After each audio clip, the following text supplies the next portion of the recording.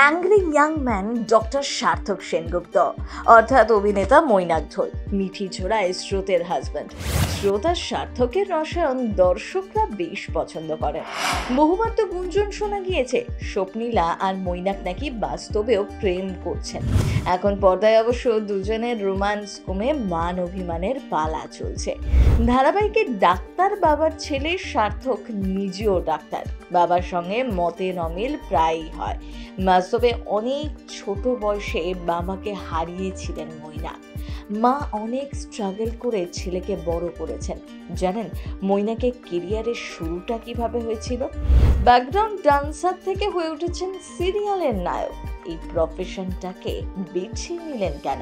বাস্তবে মৈনাকের মনের মানুষ কে? সালটা 2007। মৈনাক তখন সপ্তম শ্রেণীতে পড়েন। বাবাকে হারান। একরত্তি ছেলেকে নিয়েই শুরু হয় তার মায়ের লড়াই। সংসার সামলাতেই তিনি শুরু করেন চাকরি। সে সময় অনেক হেল্প পেয়েছেন পরিবারের অন্যান্য সদস্যদের কাছ থেকে।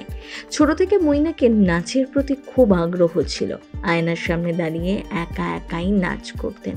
পরে বড় হয়ে নাচ শেখেন। একটা সময় স্টেজ পারফরমেন্স করেছেন। কোনোদিনও ভাবেননি সেভাবে অভিনয় জগতে আসবেন। কিন্তু ওই যে কার ভাগ্যে কি লেখা থাকে তা কে আর বলতে পারে।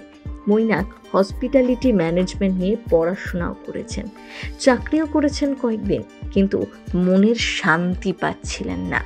একটা সময় ডান্সিংয়ে কেরিয়ার করতে চেয়েছিলেন। ডান্স বাংলা ডান্সে ব্যাকগ্রাউন্ড ডান্সার হিসাবে কাজও করেছেন। অভিনেতা হওয়ার স্বপ্ন জাগে মনে। এরপর অডিশন দিয়ে ধারাবাহিকে কাজের সুযোগ পান। জানেন নিজের প্রথম উপার্জিত অর্থ দিয়ে নিজের ফোন কিনেছিলেন মৈনাক। মধ্যবিত্ত পরিবারের সেই ছেলেটা আজ টলিপাড়ার সফল অভিনেতা। অনেক কষ্ট করে পৌঁছেছেন সাফল্যের দরজায়। কালার্স বাংলার শ্বশুরবাড়ি জিন্দাবাদ, আকাশ আটের মিষ্টু ইত্যাদি ধারাবাহিকে মুখ্য চরিত্রে অভিনয় করতেও দেখা গিয়েছিল। স্টার জলসার ওগো নিরুপমা থেকে জি বাংলার রিম্বিতে ছিলেন পার্শ্ব চরিত্রে। স্টার জলসা মহাপীঠ তারাপীঠ ধারাবাহিকে অল্প কিছুদিনের জন্য হলেও রামপ্রসাদ সেনের বংশধরের চরিত্রে অভিনয় করেন মৈনাক।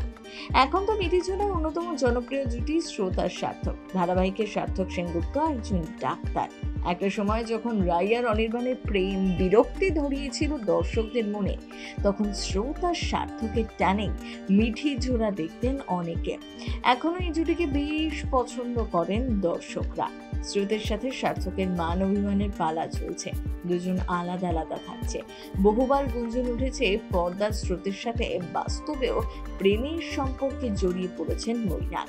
তবে দুজনের কেউই এই সম্পর্কে কোনোদিনও শিলমোহর দেননি, বরং তাদের সম্পর্কটা যে শুধুমাত্র ভালো বন্ধুর তা বুঝিয়ে দিয়েছেন বারবার। তবে পর্দার মতন বাস্তবেও সর্বক্ষণ খুনসুটির ঝগড়া চলতেই থাকে স্বপ্নীলা আর মৈনাকে। আসলে বাস্তবে মৈনাকের সব থেকে ভালো বন্ধু তার মা।